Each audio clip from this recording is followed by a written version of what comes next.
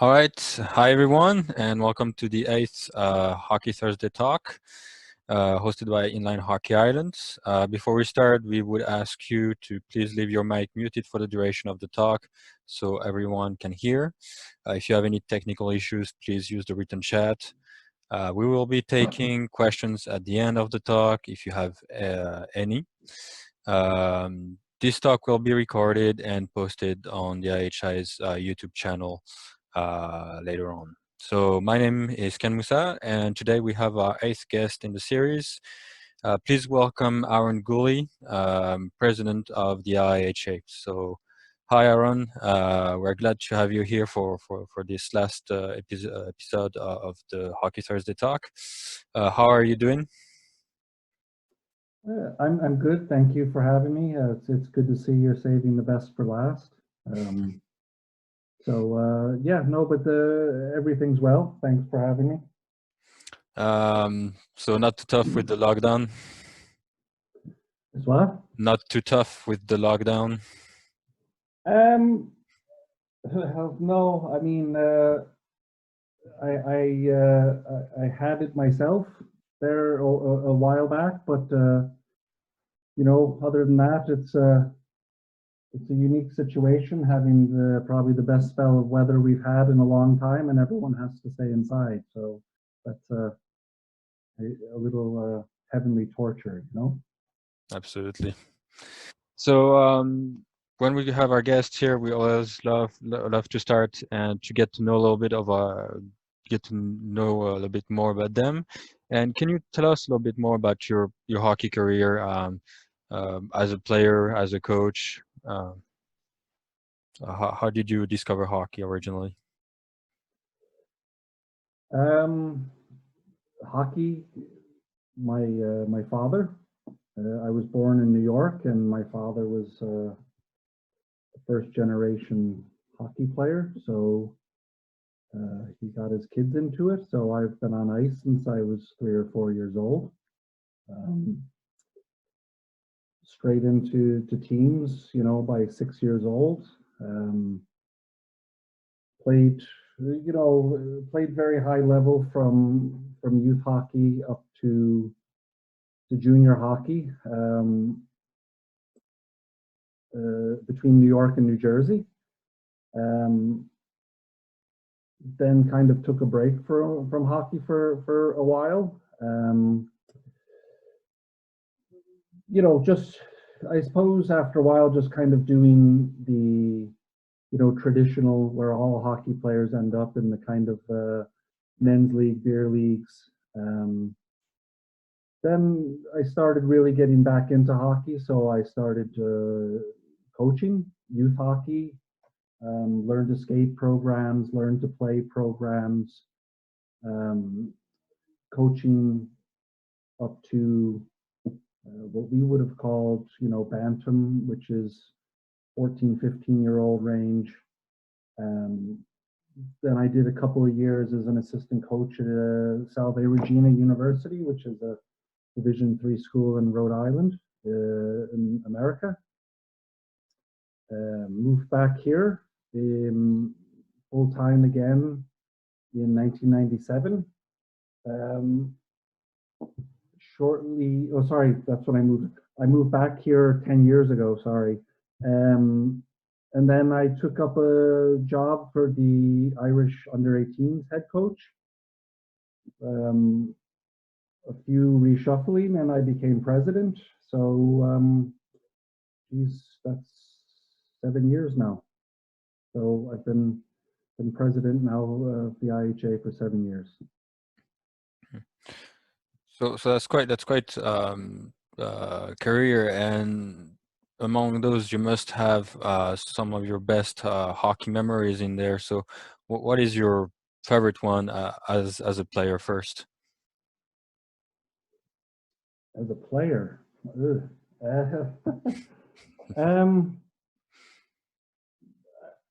I suppose two. When I was in Pee-wees, again, which would have been 11, 12 years old, the team I was playing on in New Jersey, we made it to the state and regional finals, which was very big at the time. So that was really exciting. And even though I played a couple, 3-4 years ago for the first development cup in Andorra, we were short a player, so I suited up. So it was very exciting to be able to don the Irish jersey for probably my one and only time. And now I switch to a question to your best memory as a coach.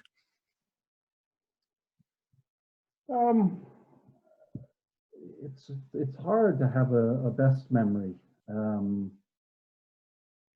You know, there's I think There's a any lot. coach will tell you there's a lot of ups and downs. So you know, every memory at the time seems special.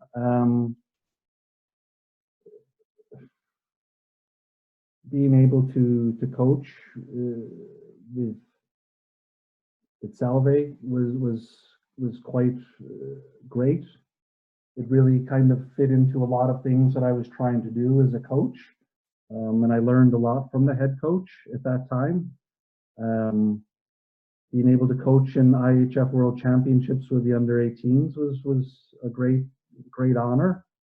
But I enjoy every time I'm behind the bench, even though I'm sure a lot of my players might disagree. But I do. I enjoy being around the players. I enjoy being around the game. So for me, every time I get the opportunity to coach, I do enjoy it.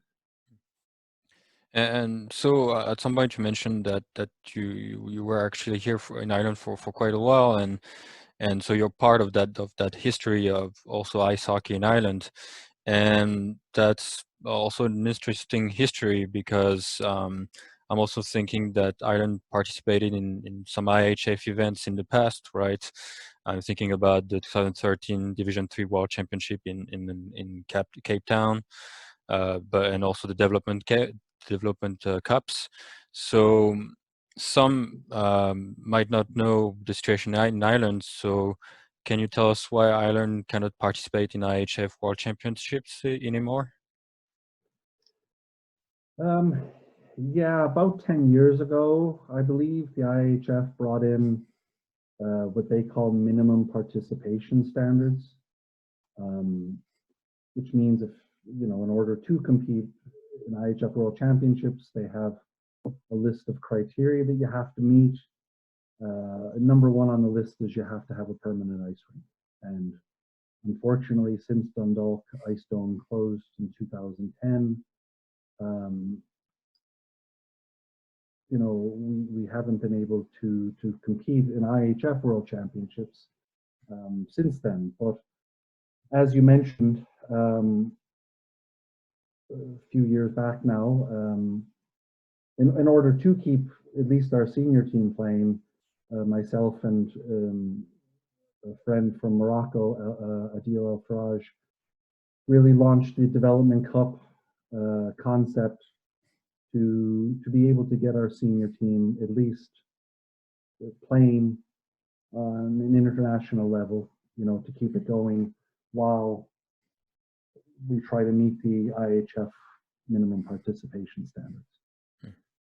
And so talking about those standards that the IHF gives, is there any support or that the IHF provides for the development of ice hockey in Ireland or any other countries that have the same challenges? It depends on what you mean by support. In order to get ice rinks or ice arenas open, they have a facilities committee, but that's more for providing the general information. So if I wanted to open an ice rink, you know, they would provide you with, you know, what you would need, but they're not in a position to help countries to physically open ice rinks. So, you know, it's a bit more administrative or knowledge support as opposed to, you know, sort of a monetary support. Mm-hmm. Oh, okay. So the situation is, we all know, we all understand it's a bit difficult, but this doesn't stop Ireland to have actually a nice hockey league. I'm thinking about the Crossborder Cup. So for those who don't know, it's a league regrouping two divisions in both from both Northern Ireland and the Republic of Ireland. So what do you think about this league?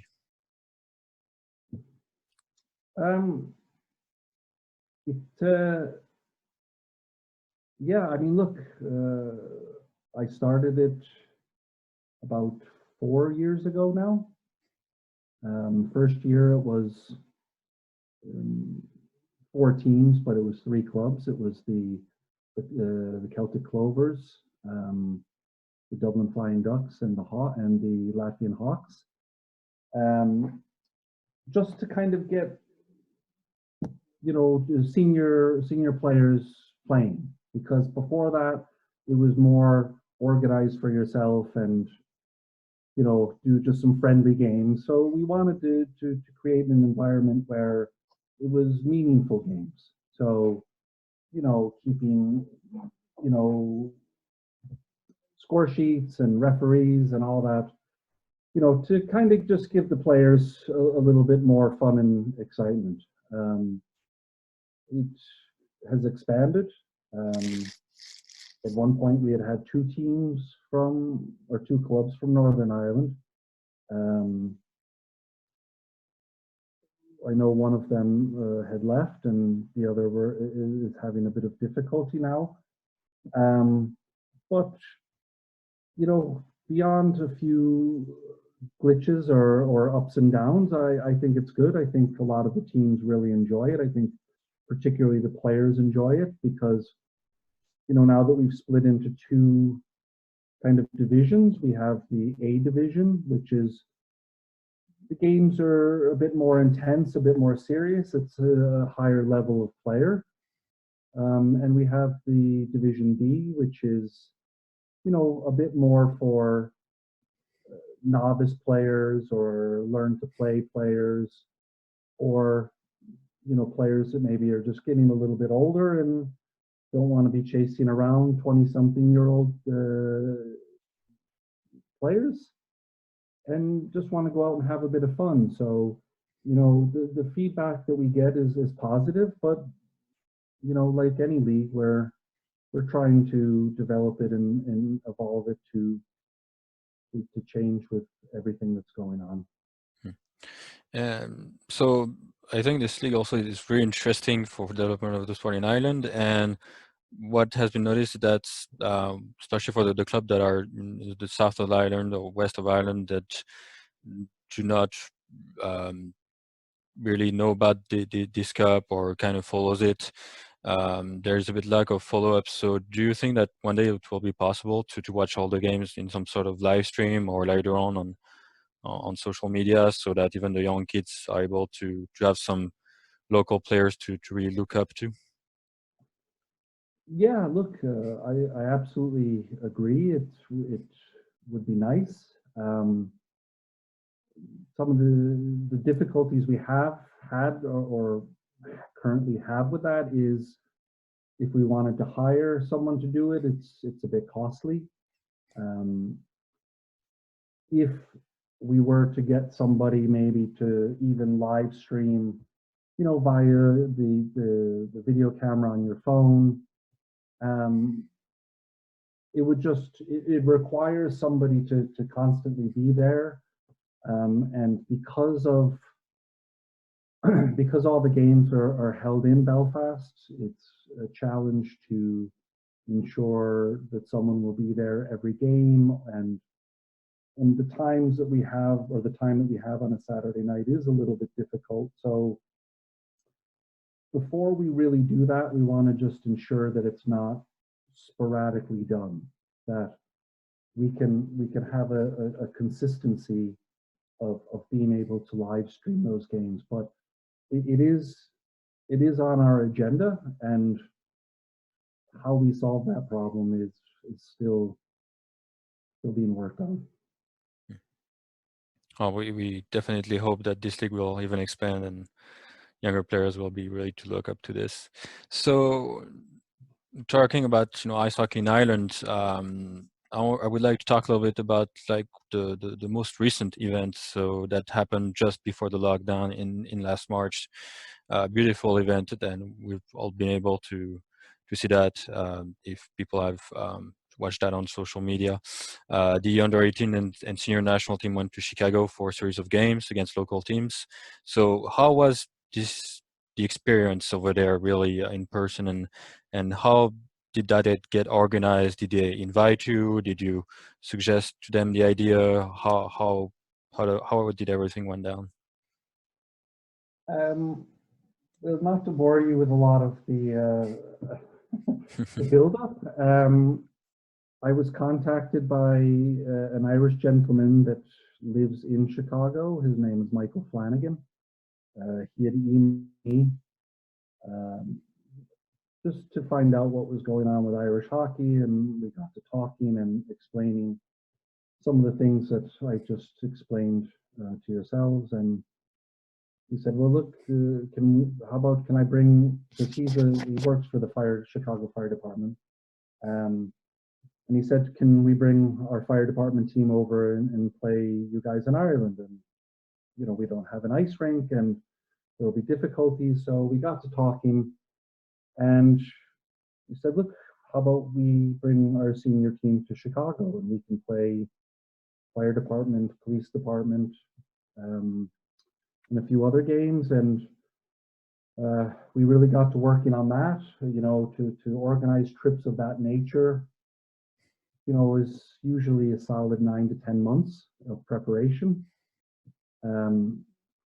We then decided to add in the under 18s. On the IHA side, we wanted to give those players a bit of an opportunity as well to be around the senior team in their games. So that added an extra layer of preparation. But we, down to the last wire, got everything sorted.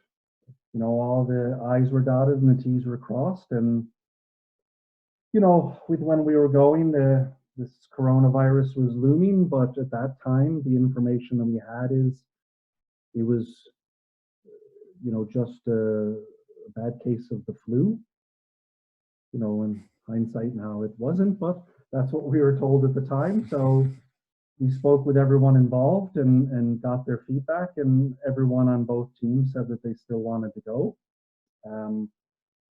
But then when we got there, it became a little chaotic. Certain rinks closed, certain teams canceled or didn't play. So it wasn't like our traditional trips, which are very well organized and it's very fluid. This was ever changing by the day. But I think at the end of it, it was still a fantastic trip. The under 18s did very well. Got to meet an American, Olympic star in Kendall Coyne, and got to play some good quality teams. The men's senior team played 5 games, had a great time. And then unfortunately, the last day we had to cut short and head back because we were being advised that things were a bit more serious. So we came back a little bit early, but all things considering, I think it was still a very positive and constructive trip. So you have your under 18 and senior team, but you also have a junior development squad, the IHA Saints, I believe. So they've played in multiple places around the globe, like South Korea, Canada, and so on, and more recently Slovakia, I think so, right? Since we have such a huge lack of ice rink in Ireland, how do you help the teams prepare for such events? It depends on the timing of the trip. About a year and a half ago, our first trip to Slovakia was a tournament in December. So it was a little bit easier to prepare the players going because they could be on their, temporary rinks, in Cork and Kilkenny and Dublin and whatnot. So at least they were a bit on ice. Um, for the ones that are more summertime or earlier, like last September, we did the Causeway Cup in Belfast, which was the very end of August and the first day of September. Um, it's difficult, you know. I suppose coaches wise, we prepare the kids, you know, physically wise through inline training. Um, we can't. I suppose it's impossible to do sort of ice preparation, and certainly I think coaches and parents alike will tell you. Usually, these tournaments we go to, we're notoriously kind of slow starters, and I think a lot of that boils down to really the kids just getting back on ice, getting used to being on ice and not wheels. The different tempo of the game, bigger playing surface.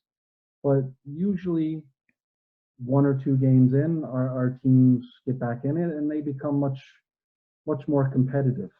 Um, so to circle back to your original question, I suppose the majority of the preparation is done through inline. And so the IHA also has a girl development program in place. You also had a couple of events that took place during the season in Belfast, I believe. So what are your thoughts on these programs, and what are the challenges since the girls have to travel all the way up there? And what are the goals for the future of the program, and how would you like to see it evolve? Yeah, we'd had some discussions a few years ago that we were starting to lose female players when they got to a certain point in hockey. That's because if we would go on these trips with the Saints, that at a certain age, body checking becomes part of the game. And I'm not saying female players can't. I've certainly played against female players that would have no problem checking and are quite good at it. But for the most part, it's not a part of the women's game globally. As you know, checking is not part of female hockey. So we found that we were starting to lose female, a certain amount of female players because there just wasn't much for them beyond that certain age. So we decided to really put a lot more focus on female development for various reasons. We can't just assume that girls think the same or have the same issues or interact the same as boys. So we wanted to assign somebody that could really focus on ways to encourage girls to keep playing, address their issues, talk to them as a peer, as a woman to another woman or a woman to a girl, and that they would feel a little bit more comfortable. I always use the analogy, there's a difference between a young girl coming up and speaking to Sonia, who was our women's development officer, and asking questions, as opposed to coming up to me, who's 6'2" and talks with a very loud voice. They might feel slightly intimidated by that, and hence not really maybe come forward to deal with that. And we found as well that in creating a team, I know the women's team went to Russia a few years back, and then I want to say Lithuania. Yeah, I'm fairly sure it was Lithuania. Just a couple of years ago. And the Sirens were created, which was an all female team that competed 2 years ago in the Crossborder Cup. I just found it's more constructive for the players when at least female players, particularly our younger ones who may have never experienced playing on an all women's team, that there was a bit more camaraderie, there was a bit more, kind of growth and development than there is when you may be the only girl on an all boys team. So we really want to stick with that and nurture those players in that team, because from the IHA standpoint, it's not just an all boys club. I'm a firm believer in girls playing at every level. I'm a firm believer in, as they grow, being a part of a women's team. And certainly when we're back in IHF World Championships, I have every intentions of fielding a women's Irish team again, so that these young girls who are getting into the game know that they have a clear pathway to doing the same thing and having the same dreams and aspirations that the boys have.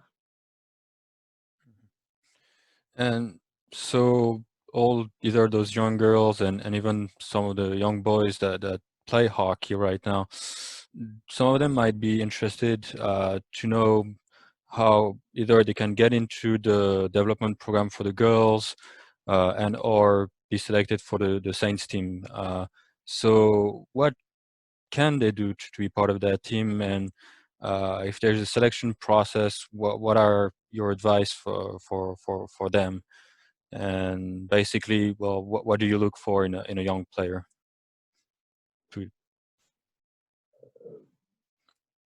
For say young girls, I think to a certain age, it is our policy that we will, based on a certain standard of play, we accept girls on all the teams, because they need to have those opportunities. Certainly, you can't sit there and say, well, they've just started this year and we'll look to put them on the team. They have to have a certain level. But for anyone interested in playing on the Saints teams, my suggestion is that you go to your coach for whatever club you may be on and express an interest. Certainly I try to see the club teams kids play as much as possible. I wasn't able to make it down to Cork this year, but I have in the past, or when the teams maybe say come up to Dublin to play or Kilkenny.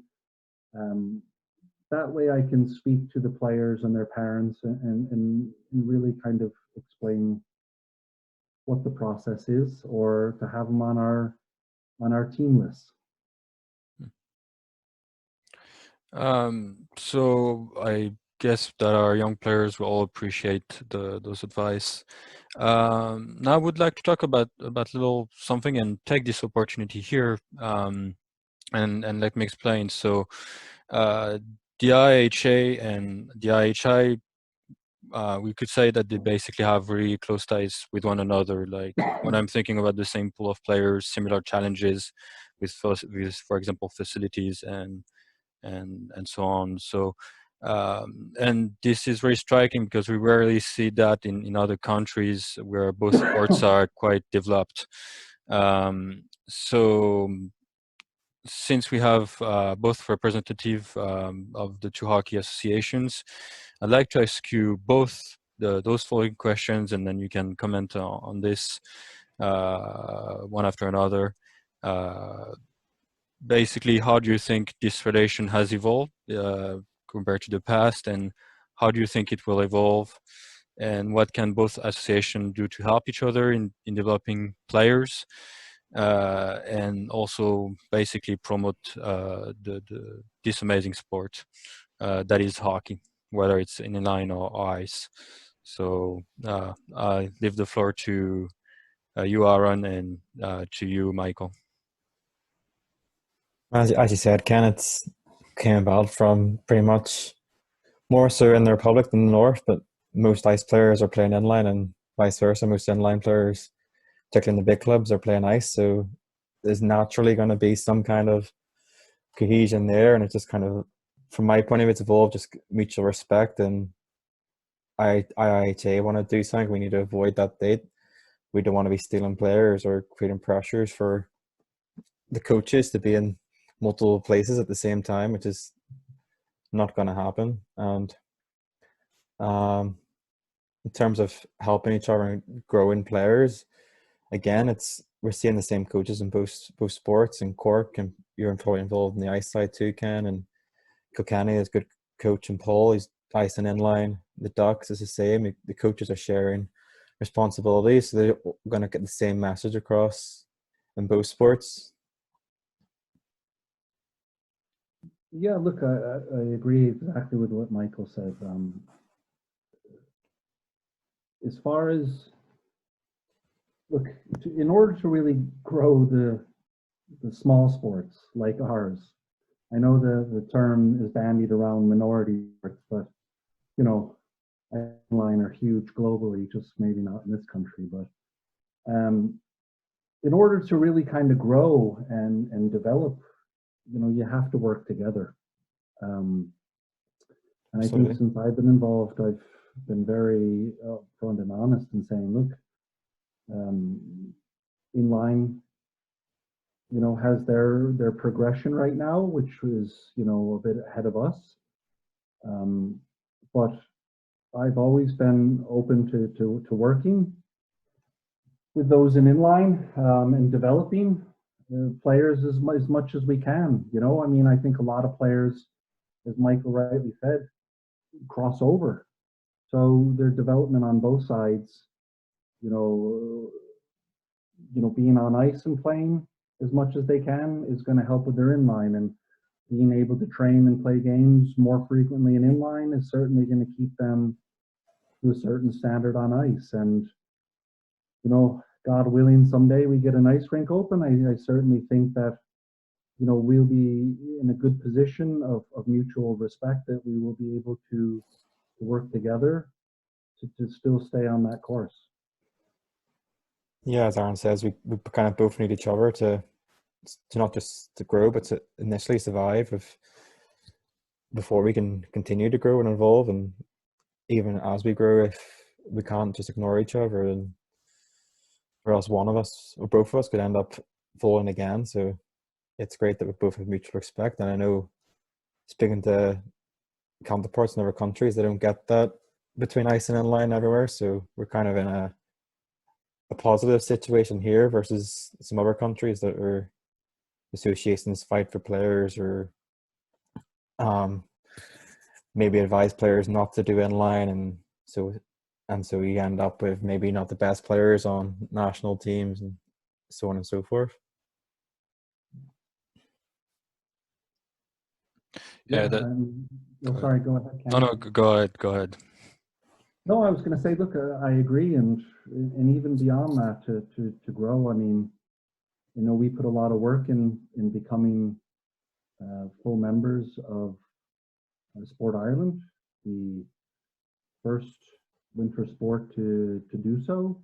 And you know, it's my belief, in order for inline to grow, that they as well can become full members. And you know, certainly we've been more than willing to help them as much as we can in that journey, because you know, in order to really get a lot done in this country, you have to be, you know, recognized and do things as the system. Yeah. All right. Well, thank the both of you. All positive stuff, and we all hope our players will benefit from this and also have some fun along the way. So now, Aaron, we always have a little hockey challenge for all our guests. Since we're nearing the end of the talk, the first one would be, who is your favorite ice hockey player? Larry Robinson, defenseman for the Montreal Canadiens. The next question is, what is your favorite ice hockey national team? You can be biased. Yeah, I will say Ireland. The last question that we have is, what is your favorite ice hockey rink? The old Montreal Forum would have been my favorite. Just recent rinks that I've been to, I was super impressed with the German training facility in Busen. It was a really nice setup they had there. All right, a bit of our time is up here, so we unfortunately don't have time to take up questions. The meeting is ending up right now. So if you have any questions, be sure to send messages directly to in private messages to IHI or to Korkolfbike, and we'll be adding them to the video later on for them to be answered. So thank you, Aaron, for being here with us for this final episode of season 1 of Hockey Thursday Talk. Very glad to have you here. Thank you for having me, and if anyone has any questions, pass them on to Mike or yourself, and I'll be more than happy to answer them off video. All right. Thank you. Aaron. Go ahead, Michael. Cheers, Aaron. Sure, thanks, guys. I appreciate it, and have a good summer. As much as you can. Let's hope so. Thank you, everyone who joined, and we'll see you next time. All right, thanks a million.